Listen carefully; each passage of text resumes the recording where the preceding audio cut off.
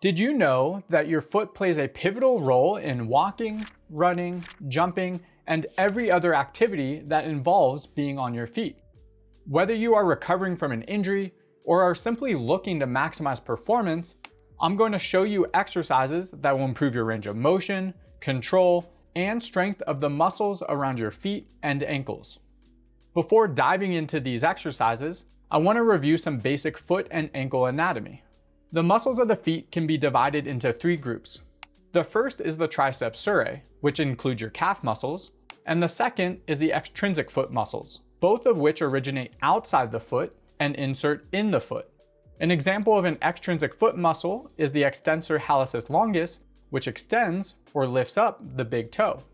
The third group is the intrinsic foot muscles, and these originate and insert within the foot. An example is the abductor hallucis, a muscle primarily responsible for abducting or moving the big toe outward. As a whole, these intrinsic muscles are used for assisting with standing and walking, balance, and most notably, providing structural stability to the foot and the medial longitudinal arch during the push-off phase of walking. The medial longitudinal arch runs along the inside of your foot across three regions: the rear foot, midfoot, and forefoot. Along with your lateral arch, located on the outside, and the transverse arch, which runs across your foot from one side to the other, these three arches work together to distribute weight, absorb shock, and allow for dynamic movements of your foot during various activities. When it comes to foot exercises, there are three things worth mentioning. First, you will often see some movements called foot intrinsic exercises. However, based on the anatomy and function of the foot, most exercises will also work your extrinsic muscles to some degree. Second, there are no best foot exercises. Which exercises you perform will depend on factors like your injury and goals. This leads me to the third thing. The exercises I'm going to present will generally follow along a continuum. On the left side, you have movements that are lower intensity and place less load through your foot, such as the popular toe yoga exercise, while more toward the right side, exercises are higher intensity and place more load through your foot, like single leg hopping. This is not a perfect framework, but it can be helpful when programming exercises based on your goals, tolerance, symptoms, etc. For example, if you are recovering from a foot injury and simply want to return to daily activities, you might stay toward the left side.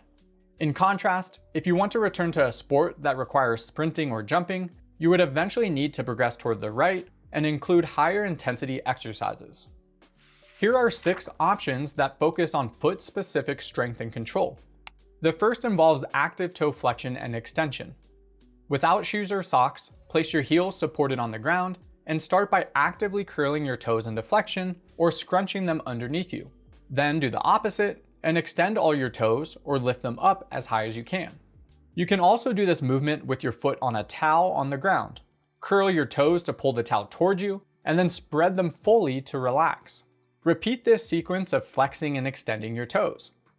Another variation for flexion involves grabbing a ball. Keeping the heel fixed on the floor, grab a small ball with all your toes, lift and hold it off the ground for a few seconds, then place it back in its original position, and repeat. Finally, there is an exercise called toe yoga, which flexes and extends the toes, but only at one joint. Lift your big toe off the floor while maintaining ground contact with the other 4 toes. Now, try to do the opposite by lifting the 4 smaller toes off the floor while keeping the big toe down. Repeat this sequence, alternating between lifting the big toe and the 4 smaller toes. Option 2, active toe adduction and abduction. Adduction, or bringing your toes together, is quite challenging, so it might be best to start with a towel between your toes for feedback.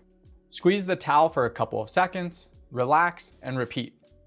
You can also use the tip of a pen and perform adduction between different toes. You will do the opposite for abduction and try to spread all your toes apart. The toe spread out exercise is another option. Start by lifting all your toes off the floor, then move each toe down to the ground one at a time, starting with the little toe and ending with the big toe.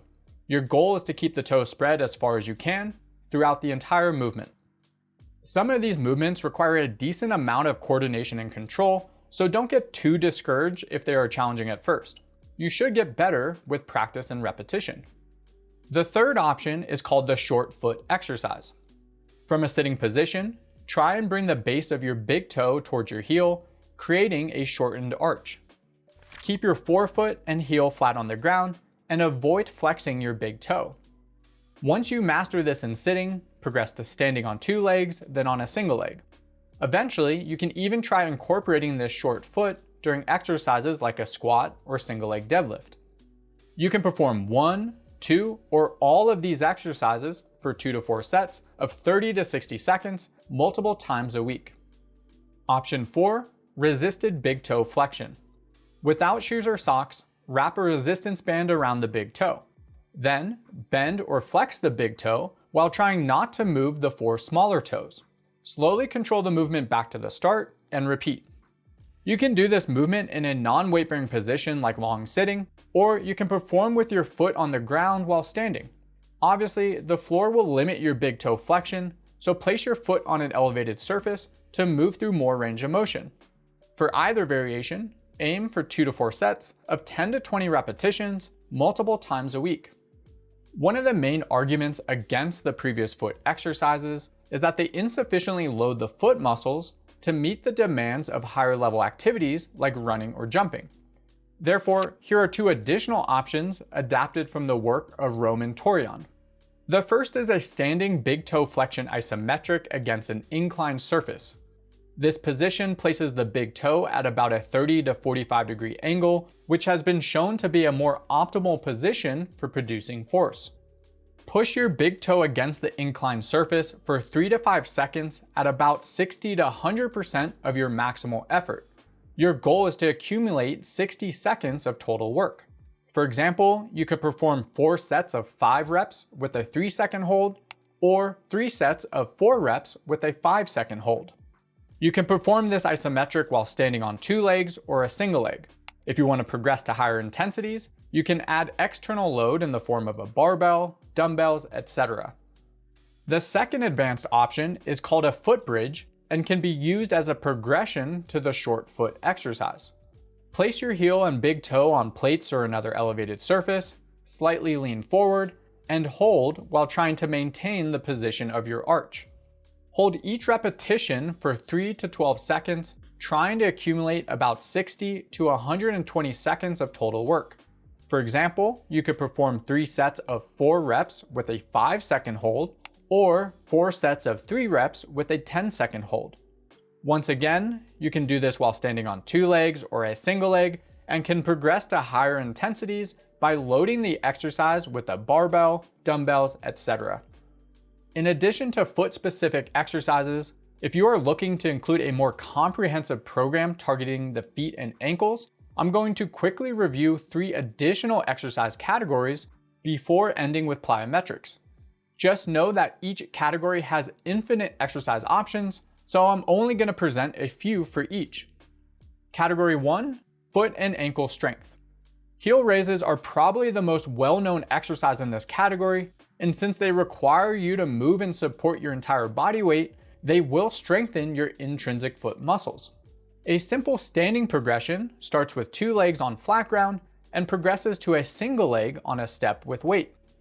If you want to increase the amount of work done by your midfoot, you can perform these heel raises with your toes on an inclined surface, like a slant board. You can also perform seated heel raises using a machine or with weights on your knees, either with your feet on the floor or on a step. Some other ankle and foot movements in this category include ankle dorsiflexion, inversion, eversion, and forefoot adduction.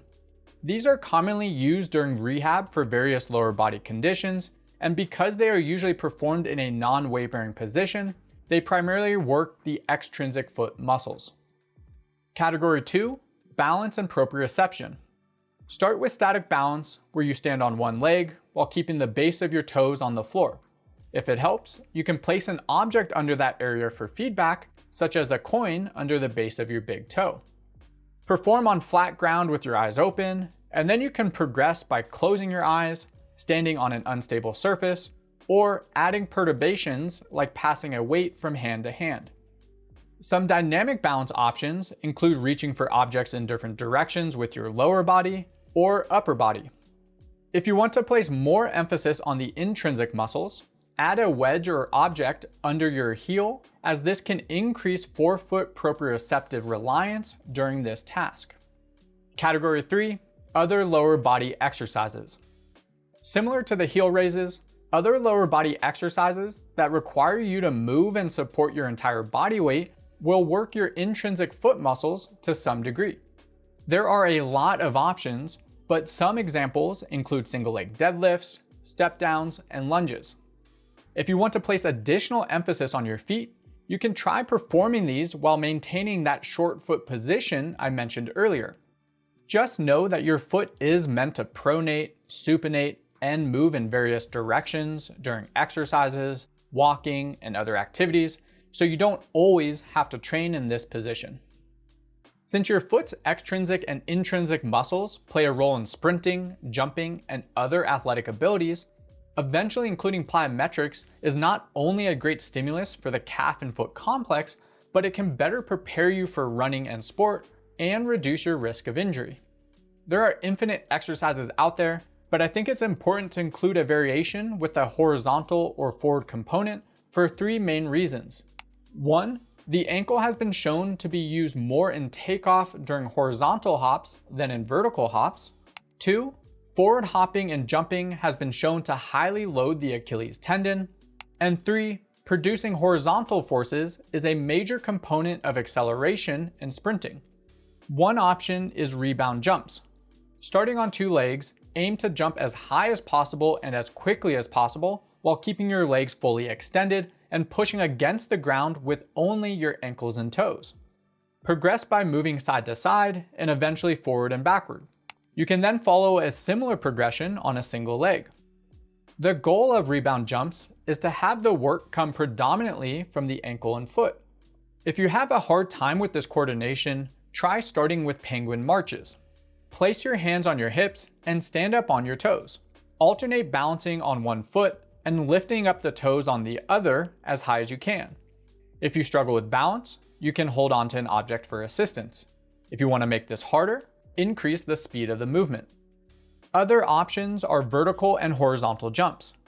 Again, there are endless possibilities, but a simple progression starts with a submaximal effort on 2 legs and progresses toward a maximal effort on a single leg. To program these plyometrics in the simplest way possible, you can aim for 2 to 4 sets of 10 to 30 seconds for the penguin marches or rebound jumps, and 2 to 4 sets of 4 to 10 repetitions for the vertical or horizontal jumps, 2 to 4 days a week. Everything up to this point has placed more emphasis on the strength and control of your feet and ankles. Some of these exercises will also work on your range of motion. However, if you want to include more specific mobility drills, here are some examples. For toe flexion, you can manually curl your toes with your hands, or while standing, place your foot behind you with your toenails facing down. Hold this position or gently rock your foot side to side to bias different toes.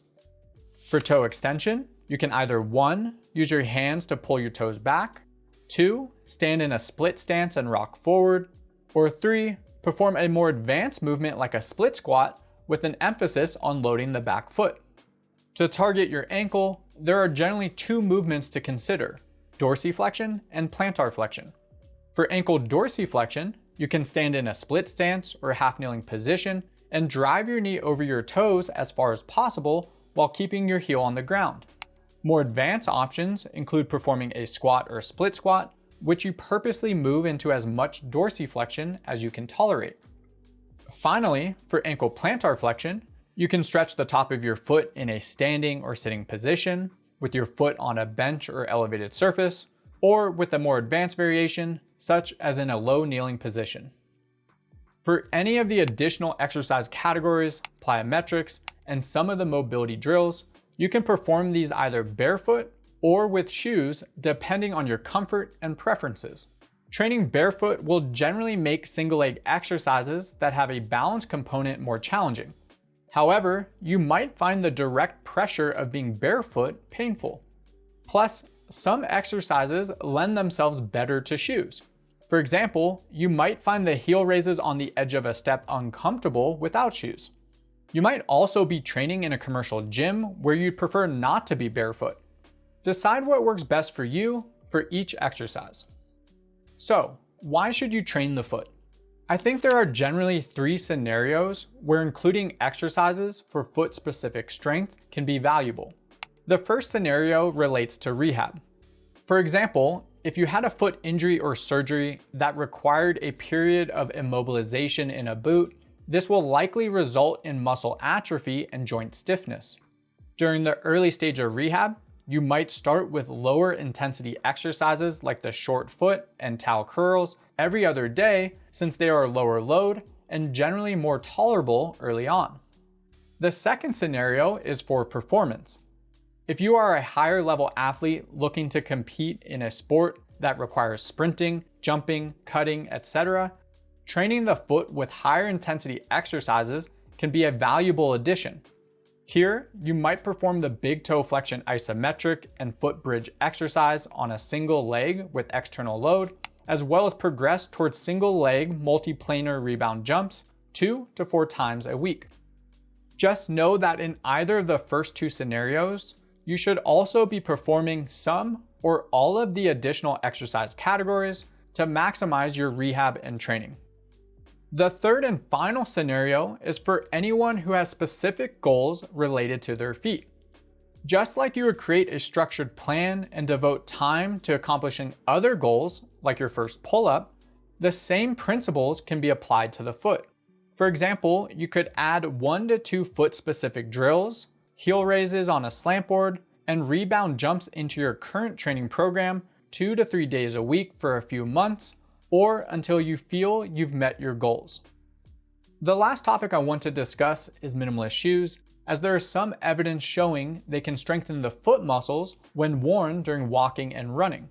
For instance, a 2019 systematic review found that minimalist shoes can increase muscle size when implemented into running programs, as shown in this picture. This illustrates the results of a few studies examined and how running in minimalist shoes led to positive adaptations in different foot muscles. Of course, I understand shoe choices are based on personal preferences, comfort, etc. However, since they have been shown to strengthen the foot muscles in some studies, it is another option worth considering. Thank you so much for watching. If you enjoyed the video, tap that like button, subscribe, and turn on notifications. Until next time.